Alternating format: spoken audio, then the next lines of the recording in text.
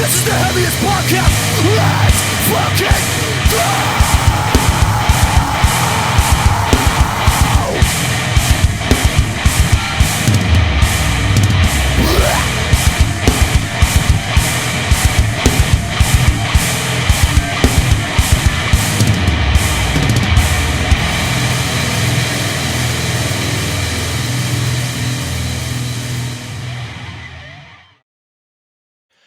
Yo, what the actual fuck is up?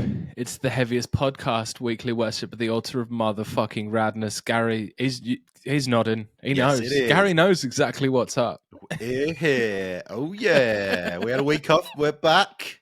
Hello, everybody. We're back. What is good? Thank you for listening to us and potentially looking at us. Yes.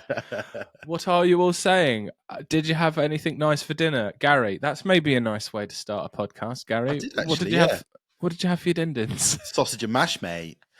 Ah, that's fantastic, Gary. That's stuff. So British. That's exactly what everybody from the States assumed you had anyway. Every time we've done a podcast, yeah, I washed it down with a cup of Rosie Lee. Yeah, and some spotted dick. Absolutely, for afters. Steamed pudding for dessert with custard. Yeah, no, I've been feeling a bit shitty the last few days, so I kind of, when you're like, I want some like stodgy, carby nonsense for dinner. So I was like, right, I'm doing fucking mash, baby. And fantastic. I still feel like shit, to be honest, but I double dropped a couple of cold and flu tablets before we started, so hopefully we'll be good. What about you, boss? What would you rock for dinner? Fajitas, Gary. Nonsense, didn't you? Fajitas. Oh, fajitas. A lovely midweek fajita. Oh, mate. Great. I fucking love you maverick having fajitas on a fucking Wednesday.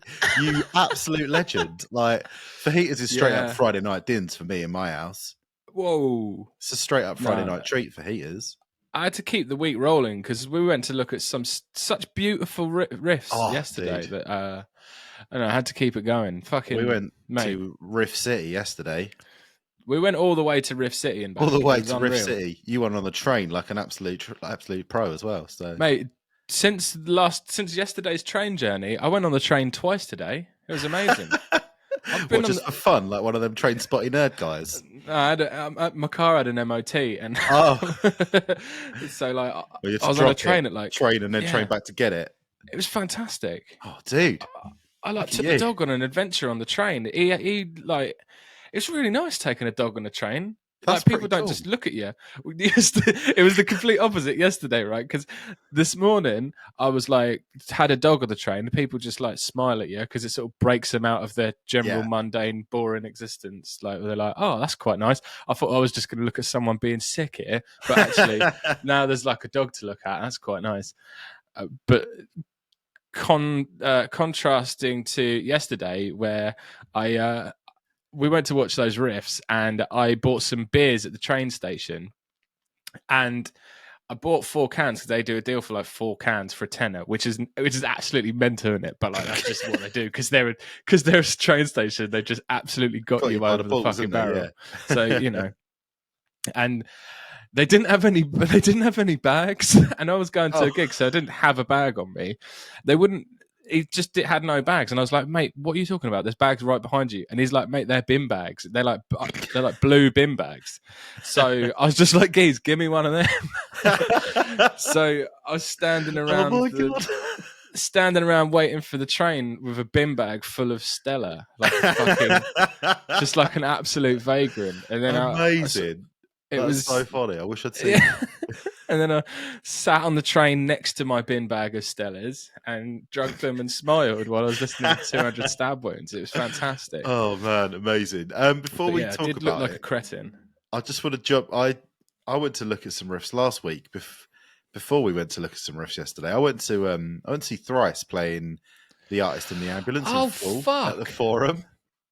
Fantastic. I forgot you went to that. Yeah, man. I went with my mate from work. He's banging to Thrice, and he's like, "Oh, do you want to go to this? Because I really want to go, but I don't know many other people who will." And I was like, "Yeah, go on then, I'm up for it." So we went, and we went to the Forum. He drove, which was a nice treat. I got to have a couple of beverages, which was lovely. They were Midweekers? by Palm Reader, which is become all of a sudden a little bit more poignant because they split up today, didn't they? They announced Sadly. they announced that they're they didn't split up today. They announced that they're like No. winding down to 2,000 Trees will be their last show of their career as Palm, well, up to this point. So you never know, they might do a comeback. Yeah, everyone loves a comeback. They're just like, oh look, they're like, look, Slayer managed about 7 months. Like, we can do. We're going to really sell these tickets. Absolutely, but it kind of makes the whole thing a bit more poignant that I saw them. They were fucking brilliant as well. They were absolutely amazing. You know, hell yeah. You've been to many a show at the Forum. You know, often support bands' sound is fucking diabolical, isn't it? But Palm Readers was just absolutely spot on. Obviously, there's 7 of them now. So there's 3 guitarists. There's a geezer playing keyboard. 7 of them? Yeah, that's too many. That's probably why. I'll tell you what. If you're not, they're definitely not big enough to support 7 people. That's the fucking, that's actually like probably the sad like truth of it, right? Like, yeah. I mean, if they were maybe a 4-piece, you know, they might be scraping on by. They could have managed to keep it going if they 7 only had full-time salaries. Yeah, it's extreme. There's a lot, but I mean, they do use it. Like, they do create this really massive sound, like all the layers of guitar all working together and the keyboards and stuff all going at once. But like, yeah, Josh on vocals, his voice just fucking soared in that room. I was in the sort of the balcony bit up the top, which I was very thankful for, to have a nice seat. Although there was a really annoying group of people sat in front of me who wouldn't shut the fuck up while the bands were playing, which was quite annoying. Oh, but, really? Or just chatting, just having chats. Fucking nattering, man. And it's like, seriously, there was this one of them. Not even about the band. I don't know. Well, the thing is, they were speaking in a different language, so I don't know what they were talking about. Maybe it was about the band. Gary, you xenophobe. I'm not being xenophobic, man. They just would not shut the fuck up the whole time. Anyone could be a cunt. That's just anyone could be a cunt. That's exactly it. That should be the tagline. Anyone could be a cunt. But, mate, they wouldn't shut up. Anyway, like, yeah, Palm Reader killed it. They were so good.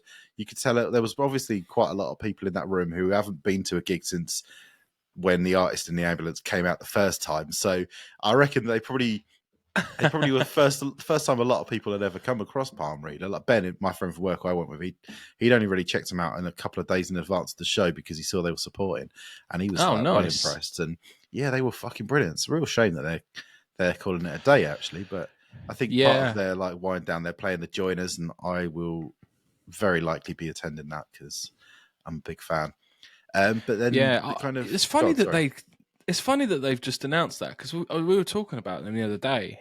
Like, Jay saw them. Sorry, Craig, my mate Craig saw them. Big up, Craig. Went to Thrice show as well, didn't he? Went to Manchester to watch them, and he was like saying that they were fantastic. And it's just crazy where like they're almost like they create music that's so good, and it's sort of almost their downfall. Like that, it's still they kept such a good foot in the heavy like aspect that, and they didn't really alienate their fans, but they didn't necessarily grab onto any new ones, despite them getting fantastic and evolving and getting better and better, and like just really pushing themselves into this brilliant space where there's not really many bands that sound like, or you could, you know, if you put together a Palm Reader gig in your head, like who there's not sort of these super obvious acts, are they, for them to go out and tour with? So they're always on these like, I mean, something like Thrice absolutely makes sense, but that don't come around every. That's a one-off thing, isn't it? That's like once every 2 years. It's as bang on for a Palm Reader. Because I saw them for Glassjaw as well, which is another one that was pretty appropriate. But you're right, like they just keep impressing the people who already know about them more and more, but unfortunately not really getting in front of that many new people. And you can understand how after a while it's kind of like, well, do we keep just making better records and the same small group of people fucking loving them, or do we go and, you know, get careers and have babies and whatnot? And unfortunately, I think at this point, careers and babies have won, which is a real shame. But, you know, that doesn't stop the records that exist from existing anymore. And I will still be spinning them. I was in an hour in about buying a shirt when I was at the show, and I didn't. And then I was like, I regretted it ever since. And then today I was just like, fuck it, I'm having one of them. I'm getting in there and I'm grabbing one of their tour leftovers. And lovely. Yeah, that's a shame. But Demise of a great band, but they were absolutely brilliant. And then Thrice came on. They absolutely fucking flew through the tracks off of the Artist in the Ambulance. Like, it felt like they didn't stop. They barely talked between songs. They were just like, we're just going to get this. That's the thing with Thrice, isn't it? Yeah. They do no like crowd interaction whatsoever. They just like say they're Thrice, or they probably don't even say that, do they? They just. I don't even think they said that. I think they literally came out and just flew straight into it, and it was brilliant. The sing-alongs in the room were so huge. Everybody was obviously really, really fucking into it. What made me laugh was there was a couple who were sat like a couple of people down from where me and Ben were. The second they finished the last note of the last song, they cut up and they left. They were like, yeah, that's it. I'm not interested in watching them do any of the other stuff. Because, they did like a whole set of kind of odds and ends from other records afterwards as well. So they did like, they did the re-record. There was like a B-side track that they had on that re-record that they played. They did Deadbolt. They played like a good little sort of smattering of stuff. They did like, what's it called? Fire Breather off of the Alchemy Index, which is the one that's got that bow, no, no, no, no, no, no, no. That fucking enormous riff at the beginning. They did that. They were bloody brilliant. I mean, they always are. Dustin has got one of the fucking most smooth, buttery singer voices you ever heard. They killed it, man. They were really cool. I'm really glad I went. It was a really fun time. It was fuck yeah. I quite like these sort of album in full shows. Like, I think the last time, weirdly enough, I think I sat in exactly the same spot when I went to see Under Oath doing like Chasing Safety and Define the Great Line in full. I'm pretty sure I sat in exactly the same seats for that. And I was just like, this is cool. This is like my seat to just go back and relive my childhood. So, hopefully there'll be some more album in full shows from when I was a kid that I can go and sit in the same spot and watch later on in the year, maybe next year. It was fun. Yeah, I had a really good time. That sounds good, brother. I'm glad it went lovely. Mate. Yeah. I'm very tired today, to be honest. Yeah. And that's because I was just so fucking pumped after I couldn't get to sleep. Really? Talking to Jolene. Buzzing. Yeah. Just asking her stupid questions in bed, keeping myself awake. Because we went to look at some fucking really heavy riffs last night, didn't we, Harry? Oh, mate. Did we ever? Fucking hell. It was... I'll tell you what a fucking great way to spend a Tuesday night last night was. Yeah. Absolutely fucking brilliant. Fucking amazing. Vomit Forth were sick as hell. They were so heavy. So Vomit Forth opened. They fucking absolutely smashed it. They were awesome. Yeah, they're one of these bands that like I re-listened to the record recently, and it's staggering how much like DNA it does sort of share with Stabos, but you listen to that following the Stab Wounds album, you're like, Jesus Christ, these are light years apart in production quality, and it's actually a bit of a tough listen. But they fucking smashed it, and they played some new songs that sounded really cool, slightly more evolved. There was some sort of like almost chorusy parts with like a chant, like some very cool shit, some very sort of big like sing-alongy type moments. Well, not really sing-along, but like I think saying they were sing-along maybe gives a wrong impression, like they've gone sing-along's not what it means, but like the 2 or 3, I think they played like 3 new songs, and they just sounded more kind of polished. Like, I think Vomit Forth enjoy sounding very unpolished. That's kind of, I mean, that's pretty clear when you listen to the album and how it's like purposefully too loud and distorts, and there's the vocals where he kind of switches in and out of his kind of guttural voice, and it all just has this kind of ramshackle kind of like thrown together kind of approach to it, which is cool. And it's a thing, and I enjoyed it. We talked about the record on the show, and I really enjoyed it. But like you were saying, I listened to the Stab Wounds and Vomit Forth on the way to the show back to back, and the girth between the two of them is a chasm, isn't it? It's really big. It's really big. But then when I saw them, I was so like really like pleasantly surprised at how good they were live, how much more like accomplished them new tracks were, and then how fucking great of a frontman Kane was. Like, yes, I fucking loved him. He just was not accepting that people weren't gonna like get stuck into his band. It was so good. Like, he'd literally not do vocals for basically a whole song because he was telling people to like move around and like do stuff. Was it make a bad decision? That was what he kept saying, wasn't it? That was it. Make a bad decision. And then he kept calling the crowd Brighton, which I don't know if it was on purpose or it was a mistake or what. He said at the beginning of the set, he's like, "We played Brighton last night. That crowd was fucking whack. You guys better be better." And there's so many vocals. There's so many vocalists in this world who would have backed down after like 3 or 4 songs. They've gone, right, it's a Southampton crowd. They're going to stand and look, cross their fingers and stare at me blankly. That's just what that's what they do here. He was like, no, I'm not having it. And it worked. He got a wall of death going. He got a really good pit going. Like, it actually worked. He found that all you've got to do to make a Southampton crowd get into a live show is just pester the fuck out of them constantly, just badger them. And they were fucking wicked, man. I really dug them. I thought they were awesome. There's so much more on my radar for like future releases now than they were before last night. Yeah, they were superb. So fucking heavy. Really, really just enjoyable. And his stage presence was fantastic, and his performance was great. Like, just him like dipping into the gutturals. They just sounded so fucking cool. There's sometimes like you'll watch a band and they don't necessarily hit like you want them to, but it was badass, man. It was just hard as hell. It was really, really fucking enjoyable. Yeah, dude. But then the Stab Wounds came out. Oh my days. What a masterclass. They came out and it was fucking amazing. Like, considering, you know, Vomit Forth had put in a lot of work to like get the crowd sort of remotely into it.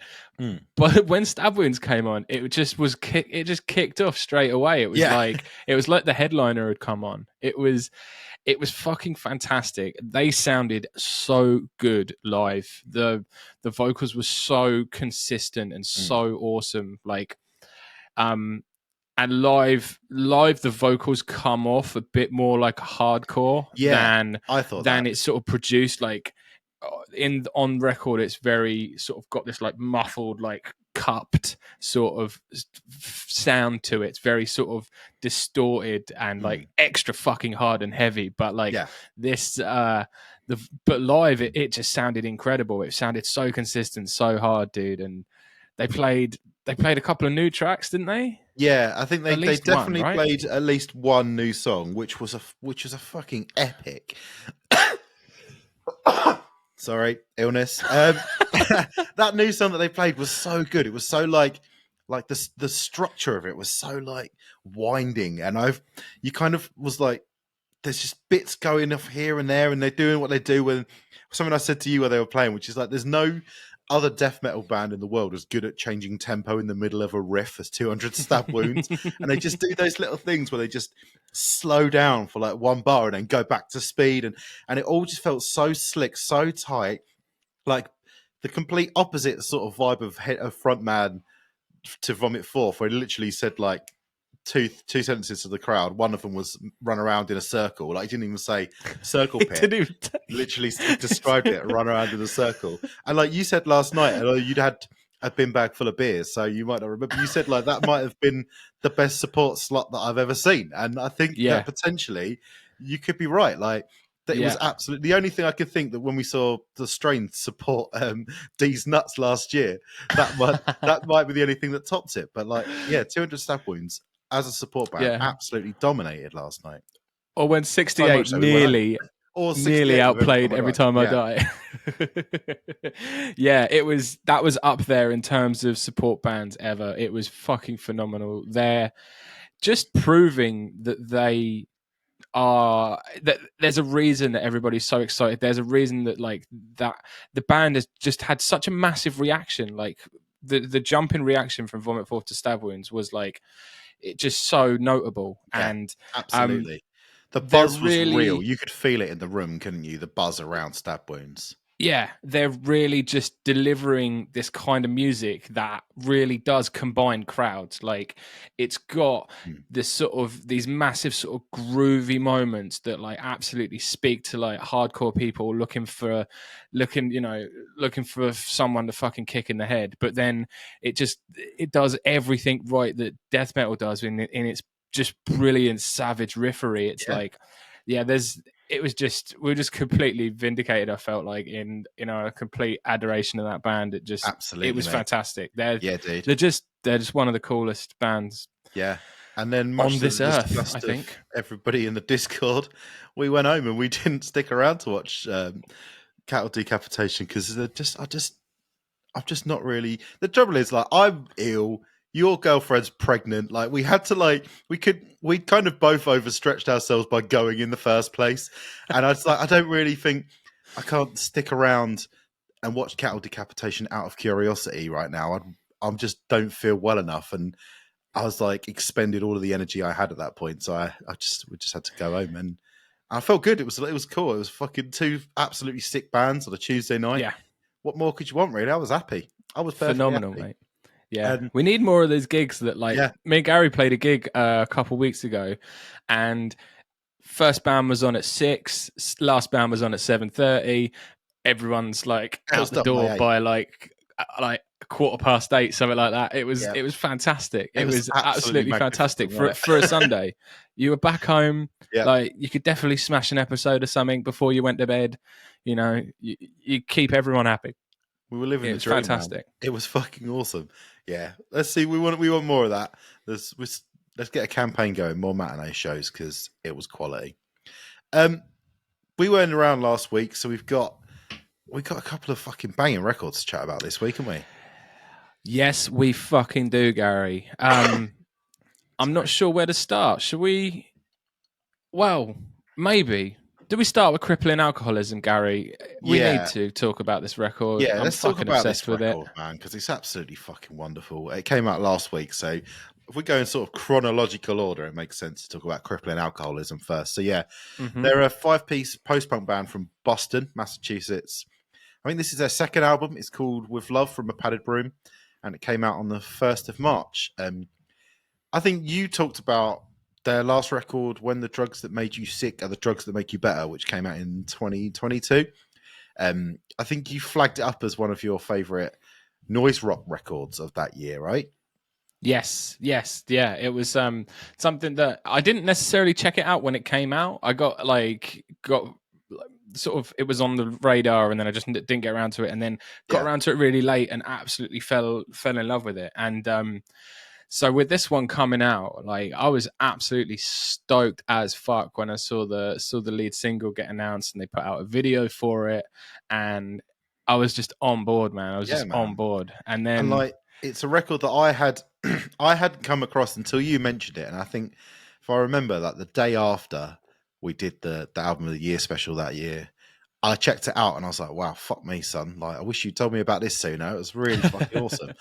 And then I didn't even know that this was coming out. I don't, like, it completely bypassed me because I was getting tattooed last Friday. So I missed the sort of classic New Music Friday, what is there to listen to? Let's have a little rummage while I'm working kind of thing. Like, I was sat getting tattooed and I think listening to a playlist of Fall Out Boy songs, which was interesting.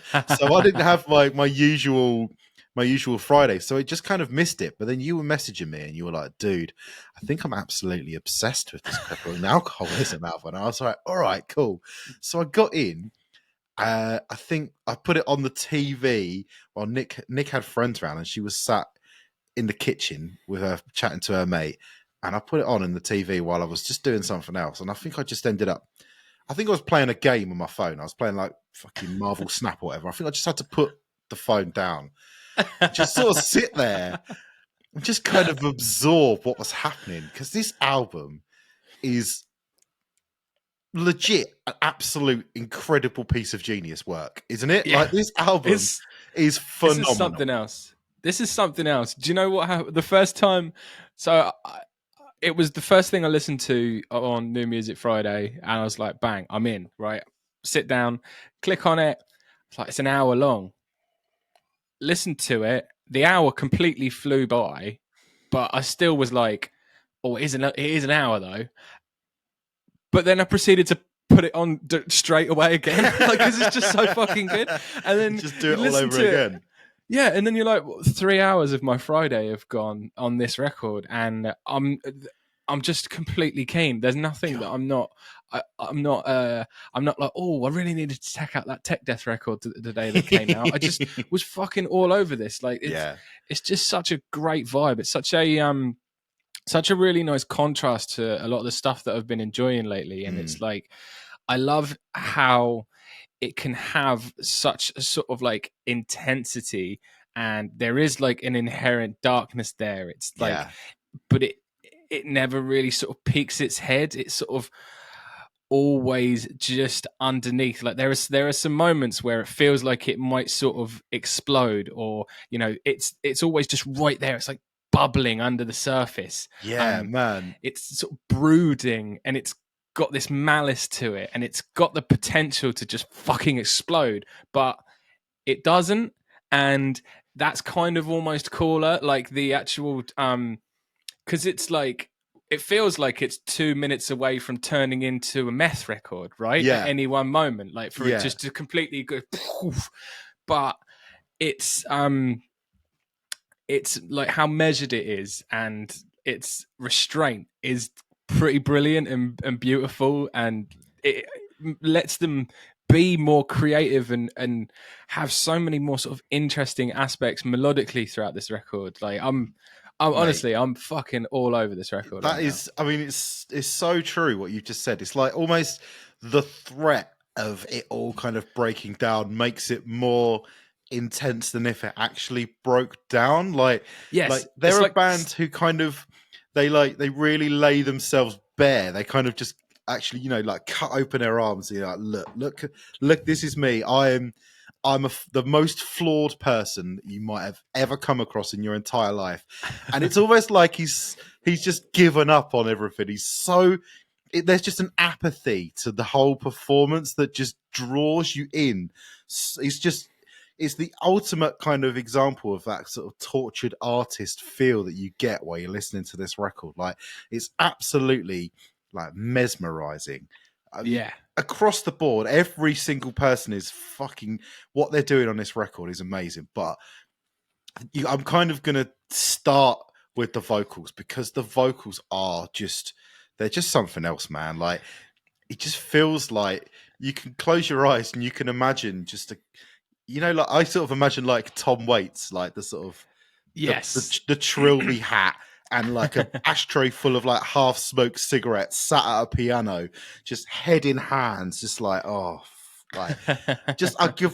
completely just given up on life. And it's just the lamentfulness of it all is just incredible. And then it all comes across it's like crooned. The way that he sings is like a like a washed up Vegas crooner. It's so fucking evocative and powerful. Like this, I mean, when we'll get into tracks, but like so many of the tracks, I just sort of listen to it and I'm like, this is basically an Oscar-worthy movie in a 4-minute song. Like, it's absolutely fucking wonderful how much the kind of the mind's eye is left to just sort of wander while you're listening to what's going on. It's fucking incredible. Yeah, I love it. It's one of those records where the artwork is such a brilliant mirror of what you're receiving. Like, the record sort of like leers at you through this sort of like cigarette smoke screen, and that's kind of what you feel on through the artwork. It's brilliant. It's so cool.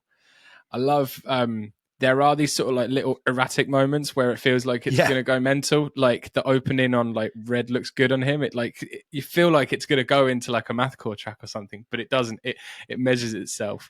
I think that's a really good trick that they employ, where like they're so measured and everybody's performance is so like, it feels like they're kind of really they're trying really hard to restrain themselves. And the drums, they kind of cut through in this way that help everything kind of stay alive. Like, if the drum performance was just sort of like really sort of basic, like brushes, 4/4, like low energy vibe, then the record just I don't think would work. But like because it's got that meter from the drumming that's always there, and then those weird moments where he kind of does these weird little mathcore kind of trills and fills, helps the whole record to just really stay with you. And it's a really clever little trick. I'm glad they haven't gone like, oh no, that drum vibe isn't quite what we're going for here. They've gone, no, you just do what you do, and we'll carry on. We'll play this sort of post-punk, like really 80s, and there's moments when it's almost like pop music, like it's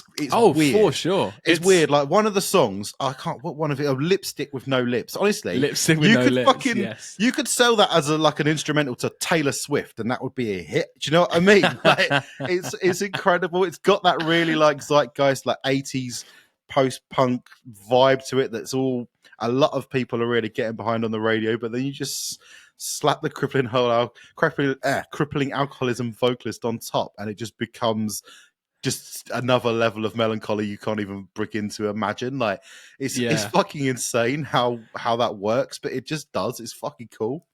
Yeah, there's just something so enchanting with the delivery of it all, and I think it is sort of underpinned by that. That just the drum performance is just so spectacular. He's a really talented drummer. Danny, his name is. I think he's the guy that does Horse Torso, who are like absolutely fucking awesome. And it sort of adds this because other than the vocals are so sort of satirical and sort of brilliant, but everything is obviously quite of a more simplistic sort of avenue. But then you have this ridiculously cool drum performance, and it sort of underpins the whole creativity of the whole thing, and just sort of like you're just like, I'm in. Like it feels so much. It just really brings it to life. Dude, it's fucking fantastic. Yeah, definitely. This is like the most like late night record that might have ever existed. Like I could see you wanted to put this on to try and like woo a lady, although you'd really hope that she doesn't start asking you. She's like, oh, what record is this we're listening to? Because if you told her it's by a band called Crippling Alcoholism, she might want to leave. But like it's just got this really kind of sultry attack across the whole thing. Like it all feels like kind of weirdly sexy, and like it's dude, it's so cool. Sexy, dude. This is the sexiest. Man. It's so good. I didn't think we were going to get a record sexier than Slope for a while, but this is sexy as fuck, dude. This is baby making music. I feel like I said that about something from last week, that it was baby making music, but this is definitely baby making music, dude. Honestly, it's probably just as well Jolene's already pregnant. Otherwise, you'd re-pregnantize her, wouldn't you? She'd be double pregnant, bro. She would be double pregnant. She would be so pregnant right now.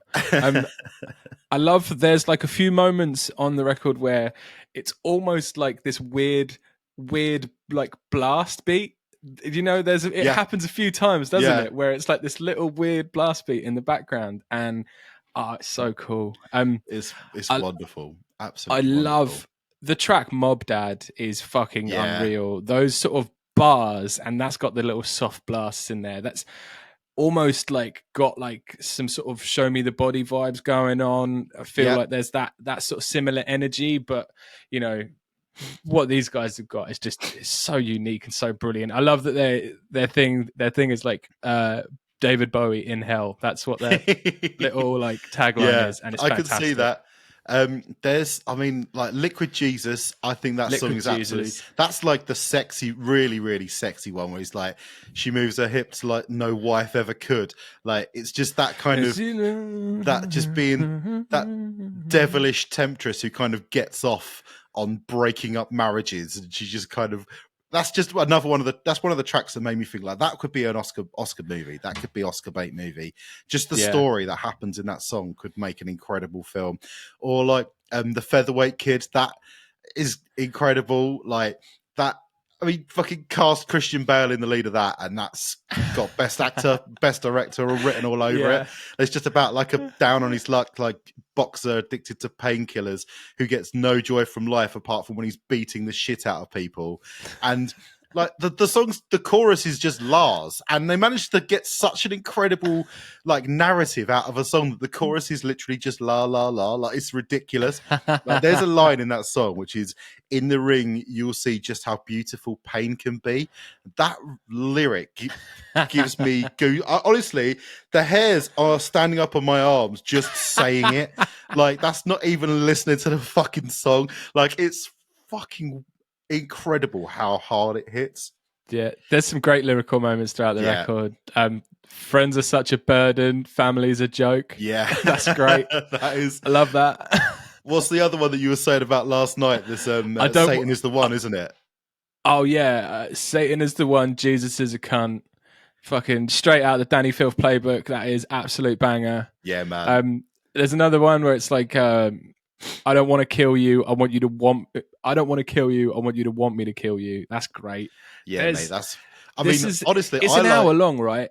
Yeah, and it's still got legs because I haven't done my. Sometimes when I get into an album like this, I like to like save it and then I'll like wait and then I'll do a listen where I'll sit down and like go through the lyrics with it. I'm still not like there yet, and I'm gonna have a little sit down, go through all the lyrics. Really, like it's just great. It's an hour long, but it gives every time.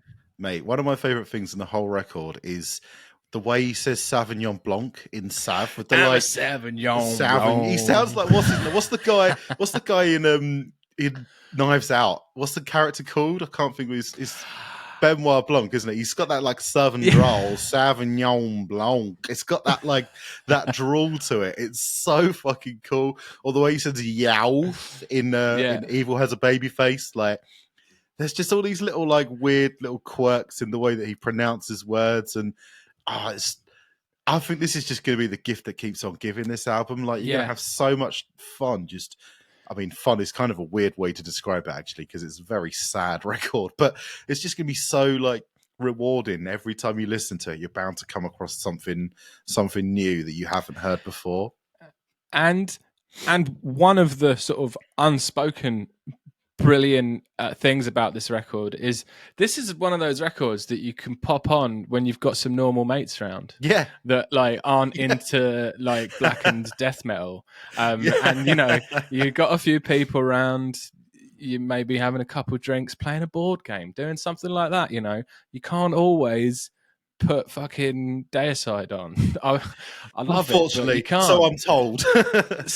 Apparently. Repeatedly. Apparently, you can't always just listen to Deicide. But this is one of those records you can pop on. Everyone's going to enjoy it. You're going to love how dark and brilliant and lovely it is. At the same time, your mum's going to be dancing around the kitchen to some geezer talking about killing someone. It's fantastic. Well, how about Jesus is a cunt who makes you drink his blood? Yeah, it's fucking this album is an absolute triumph. Like this, the thing is, what's kind of upsetting about this is like this could legit be like huge because this sound is so popular at the moment. I mean, think about like Idols, for example, and their most recent record. They've really gone down this sort of kind of crooner, like Las Vegas vibe on a lot of what they're doing on their new record. And they're a band big enough to headline Ali Pali, which is a fucking big room, right? And honestly, I think 95% of people who like Idols could get into this Crippling Alcoholism record, but because they seem to just have a buzz on the mathcore circuit, which is cool, which is really awesome. But their potential is so much bigger than the audience that they're currently being put to, which is a real shame. And I really hope that, like, I've got half a mind to try and like spam it onto Anthony Fantano and get him to review it on the Needle Drop, just so that enough people get their ears on this record and discover it. Because it's like you say, it's not just for metalheads. Like this has got like proper legs around so many people and so many scenes and worlds who could get into this record and would enjoy it a fucking lot. Yeah, man. I think best case scenario, it gets picked up by a label and gets like a re-release on something that would be so good and like for servicing them to to a further crowd. Yeah, hopefully. Like it's fantastic, and they've still got a very small following. They're just fucking rule. They're fucking amazing. This album is absolutely magnificent, mate. It's the bollocks. This is points on the board for one of my favourite albums of the year. I mean, it's only March, but this album's wonderful. It's absolutely wonderful. This is without a doubt the thing that I've returned to the most out of everything that's come out this year. I mean, I know, you know, we're only in February, but I'm just saying, like, this has been fucking amazing. It's March now, mate. It's fucking March, all right? It's fucking March now, mate. It's fucking March. Yeah, the album is called With Love from a Padded Room, and it's by the band Crippling Alcoholism. Go listen to it and tell everybody you know to go and listen to it. Spread the word. Get it right up your fucking ear holes, please. Thank you. Mate, let's switch vibes on music completely with this next record. I was going to say we should go to Doodseskader because they're one of the few bands on planet Earth that you could probably go, you know what? Doodseskader, fucking Crippling Alcoholism. That's a tour, bro. Like, that's a fucking tour. That's a fucking... I'd attend the shit out of that. It would be so sick. Let's fucking go. Let's fucking go. We're going to talk about Doodseskader. They are, translated into English, it means Death Squad. They're a two-piece band from Belgium. Their new album is called Year 2. Shockingly, it's the follow-up to Year 1. It's out on Friday the 8th through their own label, 45 Productions. Doodseskader are a band that we have been kind of tracking for quite a while, but we've never really had a proper chance to talk about them at length on the podcast. Like, we saw this as a really excellent opportunity to just actually kind of chat about this really cool project. And it feels to me like it's a bit of a shame, again, that this band are kind of flying under the radar, which is weird because they're like well into the like Church of Ra, Ghent, Belgium scene. Because I mean, the bassist Tim is literally in Armin Ra as well as being in Predatory Void. You know, they're like well keyed into that whole scene, and for some reason, Doodseskader seem to be the band that aren't getting anywhere near as much like column inches as like Vigadude or Predatory Void or Armin Ra or the other bands that are all coming out of that same scene. And it seems really weird because this is such like a perfect time for a band that sounds like this to come about and really like make an impact, because this album's fucking wicked. It's like part Author and Punisher, part Death Grips, part Show Me the Body, part like the grungier kind of aspects of Code Orange. It's got some new metal swagger to it. They've got like really cool like rapping bars. There's just so fucking much going on this record, and it all works, and all the different layers and ideas. I mean, there's fucking two members of this band. How have they got so many ideas and so much stuff happening out of two geezers? It's mad. What the fuck is going on? Yeah, it's just there's just so much in the DNA of this. It is spewing with just brilliant things. It's like noise, new metal, industrial, techno, punk. Like, sounds like post metal the Ant word sometimes. Like, it's fucking brilliant. It's got so many really cool little elements that are coming together just to create this really just interesting, aggressive record. Like, I love how it really can do both, this record. Like, it can be really sort of slow and melodic and brooding, and then it can also just like completely rupture into like L and N out of nowhere. Like, it's so diverse. Like, it's got such a sort of, it's the sonic spectrum of this record is like one of its biggest assets, and it's just fucking fantastic how wide it is. It's so cool, man. I remember when I first heard this band, I like messaged them and I was like, they were like, I was like, it looks like you guys love like Goblin era Tyler the Creator as much as I did. And they were like, yeah, bro, we fucking absolutely do. Like, they replied they were absolutely awesome. And that's coming through again in this record. Like, there's all those sort of like, you know, like sort of like the muffled, like the muffled sort of inner monologue sort of moments. That really reminds me of that. And it's quite in there with this. And I love having those sort of moments, just right up against moments that are like so sort of massively influenced by things like, it sounds like Korn and Nine Inch Nails all coming together. These guys are just, they're the bollocks, mate. They are creative bastards. Yeah, mate. They really fucking are. Like, it's it's incredible how much they can kind of mix together. And one of the things that I absolutely love is they're like the bait and switch, where they bring a song in that kind of tricks you into thinking it's going to be like a mellow song that's going to be more sort of low key, bit more brooding and ambient, and then fucking slap, like literally the first track, Pastel Prison, it like fucking jumps in and slaps you around the face so fucking hard. Like, it's incredible. And the way that they just do these things, and then they have all of these different like vocal layers that they can do, like between the pair of them. They're so talented at either being like hardcore bruisers or having this like really interesting melodic like singing voices or spitting bars. Like what you were saying about Tyler the Creator, like I hear so much Death Grips and so much MC Ride in a lot of what they do as well. But one of the bands that I hear a lot of when I'm listening to this, it's like Radiohead. There's some really like big Radioheady vibes coming off of stuff. Like it's that kind of that combination of being really eerie and also really sad at the same time. Yeah. It's fucking cool. And then also they layer in some sort of Deftonesy kind of approaches to what's going on as well. Like there's the list of like influences and artists and styles that this is pages and pages long of all the different stuff that you get. But they just mix it all together and create something that just sounds like them. Like it's fucking really cool. On paper, it sounds fucking ridiculous. It sounds right? messy as fuck, doesn't it? Yeah. It sounds like an absolute mess on paper, right? Doesn't it? All those different elements coming together. You're like, yeah. Yeah, all right. Jesus Christ. All right. Sounds exhausting. Yeah. But the execution is just fucking fantastic. I love it. It's just so interesting.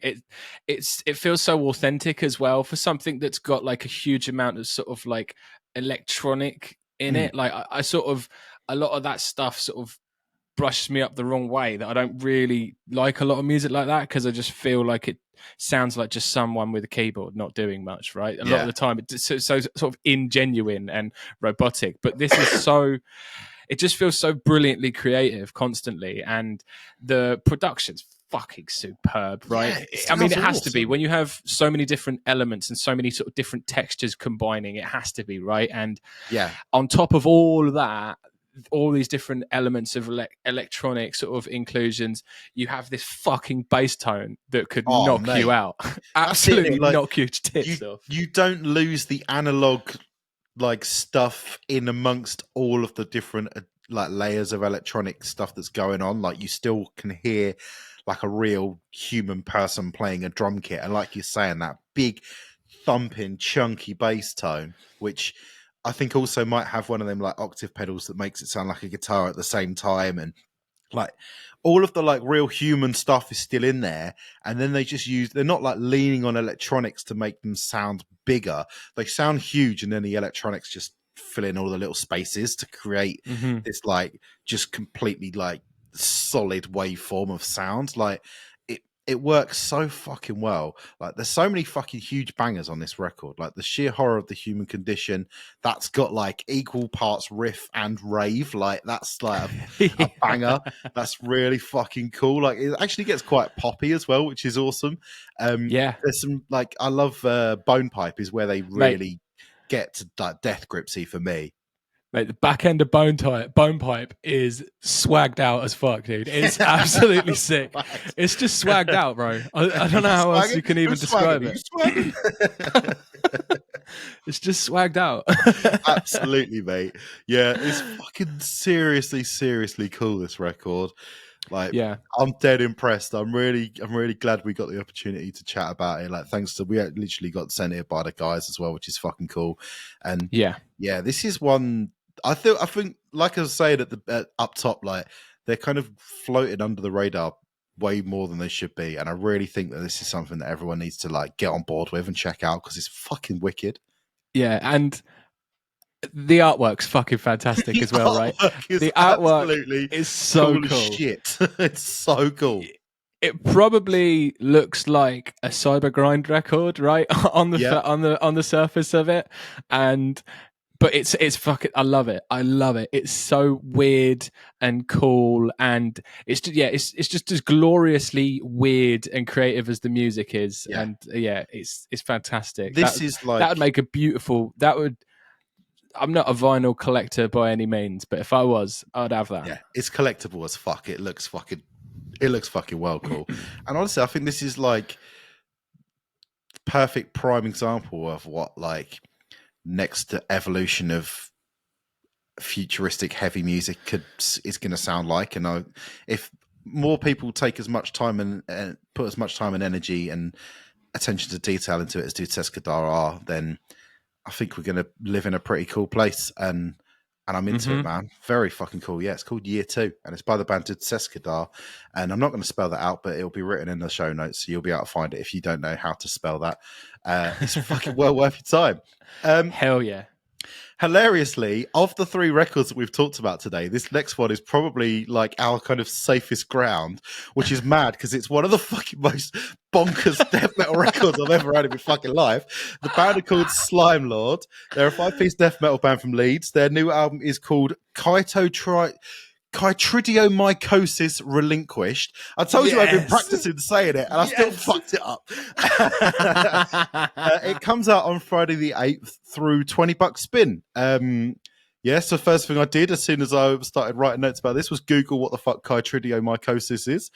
And what is it? A fungal infection that has been causing major issues in the 2 amphibian species. It is there's like I think there's a whole sort of vibe around this album of like kind of small scale ecology and issues facing like river creatures and amphibians and all kind of interlaced. Some Swamp Thing shit. Talking about the green, mate. You know how it is. I fucks with. Look, I got him here. I know you fucks with the green, son. I know you fucks with the green like that, bro. And yeah, there's like, but then it's also got this. Of course, it does weird sci-fi like addition to it all as well. But like, I'm prepared to go out on a limb, Sonny, and say this might be the best death metal album featuring geese that I've ever heard. What do you reckon? I know it's a bold statement, but I'm prepared to make it. I mean, it's giving Hatebeak a run for its money, isn't it? I think it's blown Canonus out the water as well. Absolutely destroyed any other band featuring animals for sure. 2 absolute goated old school bands from back in the MySpace days. If you've never listened to Hatebeak, go and do it right now. Check it out, mate. And Canonus as well, which is like just a bunch of snarling dogs over like Slam, which is fucking so hard. It's actually point out. This is the geese aren't the vocalists of Slimelord. It's literally like the first 5 seconds of the record has some geese on it. Has geese on it, which is a perfect introduction to the slimy, swampy vibe. Man. The geese up there. This record is cool as hell, brother. It's fucking so cool, isn't it? It's really fucking out there. Like it's really sort of tripped out and weird. It is tripped out. On their Bandcamp page, they describe their sound as like zoned out riffs, and that's insightful. Like there's just a sort of a wooziness to everything that goes on this, which it feels kind of just. It's almost like listening to it would make you break straight edge if you were straight edge. It's so like it's such a weird kind of trippy feel that you get from listening to this record. Yeah, and it's like slower. It's like the Outer Heaven record, but slower. Yeah, and like sort of mixed with the Worm record almost. Yeah. It's like those sort of vibes coming in together. These just absolutely maddening, crazy brilliance. Just it's very, very, very fucking cool. It's these have been a long growing fungus. We saw them at the Celestial Sanctuary show. Remember the first one? Yeah, the album release show, the first one. Yeah. And then since then they got on $20 spin, which is fucking brilliant. And so this is their proper first full length, and we've been really excited. It's really, really cool because they're British, right? So it's just really nice to, like, we've got one of those bands now. Like, this is like a really brilliant example of exciting, weird modern death metal, and it's like you don't have to wait, you know. You're not got to wait for every one of those bands to come over from the US now for us to like go and see them, right? It's really nice to have a homegrown one. Yeah, like, it's absolutely just doing the absolute business on $20 spin. Just like this is the bollocks. Yeah, dude. The artwork's fantastic as well, which mate. is it's the same. I can't remember the fucking guy's name. You'd recognize it. He'd done like the Tomb Mold stuff, done like Gay Creeper stuff, loads of stuff. I think there's loads of them. I'm just talking out my fucking ass now. I'm not going to start looking it up, but it's amazing. you recognize it. You see the artwork. Yeah, it's amazing. Yeah, no, for sure. Like, this record's so fucking, like when you get really, really drunk and it becomes too much effort to focus your eyes. So your eyes, you just see everything in double vision and you're just like, fuck it, I have double vision now, whatever. Like if you get a text message, you've got to close one eye to read it because it's the only way that your eyes will work properly. Yes, dude. Like that's what it kind of feels like listening to this record. It's almost like your vision blurs, but you're like, fuck it. I guess this is it now. Like I just hear in 5 dimensions now, I suppose, and that's just how it fucking is. Like it's so weird, and like it's less sort of face melting and more brain melting, isn't it? Like, and I love that about it. Like it's just something fucking so strange and so like endearing about how strange it sounds and how strange it is that just kind of draws me in. Like I would usually, when I prepare for a podcast, I kind of write a fair amount about the album as a whole, and I'll kind of go back through and I'll sort of pick out stuff about tracks. But you can't really pick out stuff about tracks on this record because it isn't a whole thing is like an experience. Like there's a couple of moments where they kind of zone in a bit more on being like a faster and heavier, like Tidal Slaughter March, for example. But like the whole thing is just this weird, strange experience. And I know I said it's not a face melter, but fuck me, can the bass player fucking play the shit out of that fretless bass. It's funny, like we were talking about the other week with Tom, with Job for a Cowboy, how they managed to like do the fretless like liquid vibe but still keep the bottom end and not start sounding like a weird trumpet or something. Like it still has like big chunky hench bottom end, but it also like that sort of that weird sound that happens on a fretless bass, and it works so well in this much more earthy, like much less sort of technicolor, like crazy space alien vibe of death metal, to have it on this kind of dirty, grungy. I mean, I say dirty and grungy, but actually the production on this record is fucking immaculate. Like it sounds so like they know what bits need to be like 4K and what bits need to be 480p to make the sound work properly. And like fair fucking play to whoever it was who produced this. They've absolutely nailed it, because like where it's really, when it comes through and it's really bright and clear, it's incredible. But then those vocals are just like a horrible, like a bog monster, feral. Which fucking makes sense, doesn't it? When it's all like about the bog and the swamp and, like weird river creatures that come out from under the bridge or whatever. Like it's absolutely spot on the way that they've balanced those two kind of sounds together. I don't even know how you begin to start going, well, that bit needs to sound really clean, or that bit needs to sound really fucking dirty. Like, how you balance that, I don't even fucking understand. But, like, it works brilliantly. Like, this whole thing is just a kind of dissonant, chaotic madness that I am fully drawn into. It's like I've got whatever this disease is that's killing all the frogs, and I'm kind of okay with that. Like, I'm whatever. I'm all right. Yeah. It's so cool. The whole thing is this sort of maddening, sweltering, like you feel like you are wading through the swamp with them. Like they're so sort of consistent in this realm they conjure. Like it really is this sort of squirming, fetid, like Death Doom inspired stuff. But it's so sort of unique, and there is almost like this like sci-fi element, but they do manage to create something like, they give you the visual, they give you the names Slimelord, and it just feels like you're just draped in fungus the whole time. Like for as cool and diverse it is, it does really, really stay on track, and it really keeps you there in this disgusting fucking realm. Like these brilliant like solos that peak out, like especially in the second track, like it's so majestic, man. Yeah, man. So majestic. And I really like the final track also has this sort of like brighter upturn. It sort of is a really sort of brilliant departure. It feels like you're sort of like rising out of the muck into this sort of triumphant ending, even though it's called Heroic Demise. But like, it's fantastic. This is something's just so interesting. I think they have some sort of like improvisation when they're recording. I think that mentioned that. Really? Press notes. I think I missed that. That's fucking cool. I like that. I remember it saying something about improvised unorthodoxy. There we go. Zoned out repetitions and improvised unorthodoxy is built on layered effects pedals.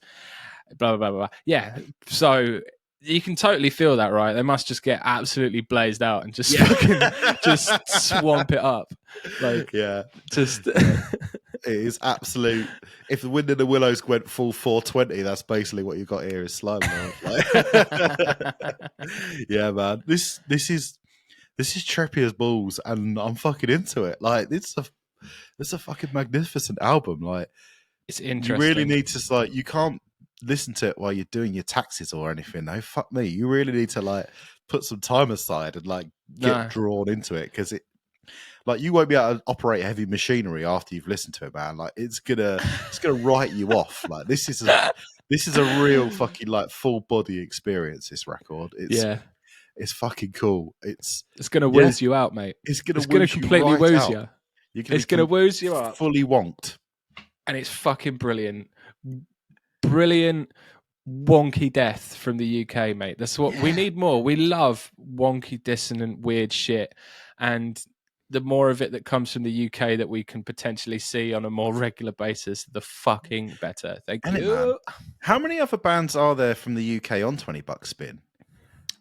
You know what? I actually don't know. I was fully intending on looking this up before we were recording, and I didn't. So what I'm going to do is I'm going to pretend that I know this is a fact, and I'm just going to say it. They're the first 20 Bucks Spin band from the UK. So that's a complete lie. But it's cool that 20 Bucks Spin are like reaching out across the ocean to pick up on the stuff that we're putting down in the UK, because death metal isn't something we're necessarily that, especially at the moment, that well known for, is it? Like most of the big movers and shakers in the scene are coming from America, so it is cool that we're catching up. Like obviously it's fucking awesome. We got this lot, like it's fucking rad, and this is a absolutely wonderful, wonderful example of the fucking weirdness that we can create when we're let loose with some riffs. The band are called Slimelord, and the album is called Critritiomycosis Relinquished. And you nailed it! You fucking smashed it! That time, fucking mate. beast! Fucking smashed you it! fucking beast! I love it. Yes, nice. You're all going to go listen to it because you're all just as fucking messed up in the head as we are. So have a fucking great time. Yeah. I think there's already a stream out if you're watching on Thursday, and you don't want to have to wait till Friday. I'm pretty sure there is a stream around. You can find it. Isn't that a treat? The internet. Yeah, man. Mate, what a stacked week. What a stacked week. Oh, 3 wonderful, wonderful records, all exceptionally weird in their own ways. Phenomenally weird and brilliant records this week, Gary. But it does not stop there, Gary, because I simply must talk to you about one further record. And I understand that you simply must talk to me about one further record. I simply must, sir. I must talk to you about a record also. This is let's talk about some AOR then, mate. Yeah, you want to go first? Yes. I am going to talk to you about a band. I'm trying to stall I double check the name of the record. Convulsing. Perdurance. Oh, I got the oh my God. Mate. Convulsing record. So I was first. This got put on my radar because the homie from Panopticon had posted it and was like, Oh, "This wow. is great." So I was like, "Yes, okay, Mister Panopticon, man, I'll go listen to that." Yeah, and then I just went on living my life and forgot about it. And then someone posted it in the Discord. So fucking big up because was totally just got lost and completely forgot to check it out.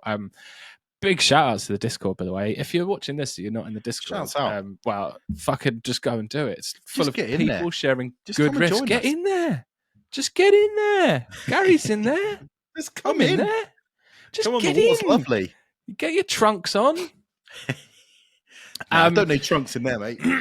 You don't need trunks. You can go skins if you want. You can go knob out in the Discord. Nope. This convulsing record, man, really interesting. There's been a lot of very cool dissonant leaning things of late, and this might be one of the better, more intense versions of that I've heard in a fucking while. So it is eerie. It's genuinely eerie. It's technical and wild and engrossing. It's sort of like this got a miasmic sort of groove to it all. It's all just everywhere, and it's got this newer, sort of almost like the newer Nightmare, that sort of element. There's things like that going in there. There's stuff that are sort of like stripped back Meshuggah vibes, like with their batteries on the fritz, like sort of Meshuggah at like 20% battery. I love the choices throughout the record, even on like the interlude tracks. It's very sort of intense and ominous, sounding like a Hans Zimmer score or something. It matches like it's sort of immense. It matches the energy of the record, like this sort of like esoteric styling with something that's equally as ominous in the interludes. Loads of sort of black metal in there, especially in Gossamer Pow. There's like atmospheric breaks on the record which are fucking fantastic, like where it sort of goes into this almost stadium ready solo that's fucking unreal. The sort of atmospheric tension throughout the record is just wonderful. Has these sort of enlightening moments throughout it. It's so brilliantly beautiful in its detail, and it's in like its achievements are sort of in both its sort of like arcane atmosphere, and it's also has this really cool blasting intensity. It's doing both of those so well. It's just fantastic. The vocal performance is really cool. It's really, really super stellar and consistent. Sort of rides the treacherous waves of the music. I can't speak. I'm reading my notes. Like, I don't usually read them all just in one blast. Usually, sort of have it, and then you talk, and then I talk. I just sound like a lunatic. Yeah. No, I checked this album out today, man, and you're singing the truth, man. Like it's fucking cool as shit. This record, isn't it? It's wild. It's very, very brilliant. It's just very, very sick. It's got this cascading madness. It's very gritty, and it feels like it's sort of being bellowed from the void, and all of those sort of brilliant things that you'd want from something sort of challenging, dissonant, technical metal. It's fucking very, very sick. Yeah, dude, this is a really, really cool record. I need to give it. I only checked it out once because it's been like a bit of a mad week, and you know, things like Crippling Alcoholism have been quite enveloping, and so it's been hard to kind of just sort of check something out as a sort of side mission kind of thing. But like, I listened to it today, and I was like, "Oh, hello! I should have fucking played this to myself a bit sooner, shouldn't I?" Because it's very, very cool. Yeah, absolutely. It's very fucking badass. Absolutely. It came out, March 1st, and it's a fucking triumph. It's not on Spotify yet. It's up on the old band Camperoonies though, so you know you can get on down to the old Bandcamp. Do it. There was a record I wanted to talk about that came out last week. It's basically the exact opposite of the one that you want to talk about. It's called Half Divorced by the band Pissed Jeans. They're basically a fucking trash punk rock and roll noise nonsense band from Allentown in Pennsylvania. They're signed to Sub Pop, which I think is where Nirvana started life. They're quite a big big deal with a label from Seattle, and they this album's just a load of fucking fun, man. Like, it's really infectious, really raucous, noisy, like New York vibes of punk. It's like the guys are really aggressive and in your face, but also they sound like they're quite nerdy and awkward at the same time, which makes you feel like kind of makes them really endearing, and you kind of really get drawn into what's going on. They sound like the kind of guys who come alive after 5 pints, which is pretty sick. Like, they've got a lot of they're not called Pissed Jeans for no reason. Well, exactly, they're not called Pissed Jeans for no reason. It's sort of rock and roll, punk and roll, like the Bronx, but then there's also like really big dollops of weird noise. But then sometimes they're just really straight up. Like, what they do is really interesting. And I'm sure there's 1,000 bands who sound just like them it's just not a scene that I'm plugged into. So I listened to this and I was just like, this is fucking just really cool. Like, sometimes it sounds like they're a 70s rock band who've done so many drugs they've transported themselves into present day. Like, they've hot tub time machined it. Yeah, they've absolutely hot tub time machined the fuck out of themselves, mate. And they've hotbox time machined it. Hotbox time machine. Brilliant. Yeah, there's some, like, I love the track Helicopter Parent. That's really fun. There's loads of punk rock energy. It makes me think of that Negative Blast record that we talked about last year. Nice. That was really cool. I remember this band. I remember they've got an album called King of Jeans, right? Haven't they? Have they? From like ages ago. Yeah, they've got an album called King of Jeans, I'm sure. I remember listening to this band like years ago. They have been going, haven't they, for a long ass time? Yeah, they've been around quite a while. Like, I think they just King of Jeans, 2009, yeah, and it's just like great. The inside of someone's elbow. It like makes no sense in the picture. It's fucking fantastic. That seems to be their general vibe. It's just like a little bit confusing, but in a fun way. And yeah, like, it's just a really good time. There's a track on this album called "Everywhere Is Bad," where they literally just like list places you could live and then tell you why you shouldn't. Like, it's really fun. Like, there's a bit where they're like talking about living on Proxima B, and they're like, "Oh, Proxima B, it's way too far." Like, there's just like, it's just really, really random lyrical content for a song, and the song kind of sounds like an In Utero era Nirvana track. Like, it's really interesting, and it's just a lot of fun. Like, if you want to, I mean, if you come off the Slimelord record and you're like, that was sick, but I'm exhausted, I just want something a bit thick, like Pissed Jeans is what you want to be listening to. It's just like big dumb fun. I mean, you're gonna love it. Like, there was a record we were going to talk about a few weeks back, Barren Womb, which is kind of has a bit of a similar, it feels a similar kind of headspace of just being just big fun riffs, and you don't really need to look any further than that. Like, you can just have a good time with it. And I have been having a lot of fun listening to this Pissed Jeans record. Fuck yeah, man. Pissed Jeans is such a great band name. Pissed Jeans might be the best band name. And the album's called Half Divorced. Like, that doesn't make any sense either, which is fucking awesome. Like, they're just great. I just think they're just on a massive troll, and they're having a great time, and it just works. Like, I love it. I'd love to be in a band like that, where they're just fucking taking the piss and seeing if anybody notices. Like, hell yeah, brother. That's fucking awesome. Yeah, dude. There's some great music going around. This is a great week for it. Yeah, go and listen to everything. Just do it. You know, you can. It's very easy. Just use your ears. It's incredibly easy. It's really like you just can like sit there and you're just listening to it. It's proper straightforward. Gary, what's going on in next week? What's on the docket? You got any secrets for me?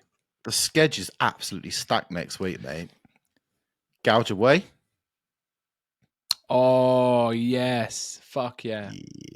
And we'll keep the others a secret till then. Join us. Got to give them a reason to come back, son. Come back, all right? Of The Heavyist.